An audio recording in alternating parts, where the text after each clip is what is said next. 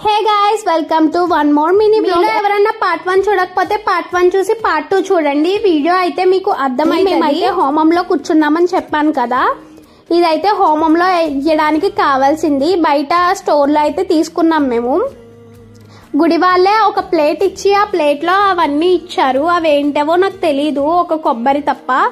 మేము తీసుకున్న దాంట్లో అయితే క్లాత్ బయటికి తీసేసి ఇవన్నీ ప్లేట్లో వేసి తర్వాత క్లాత్ లో వేసి గీ అయితే ఇచ్చారు ప్యాకెట్.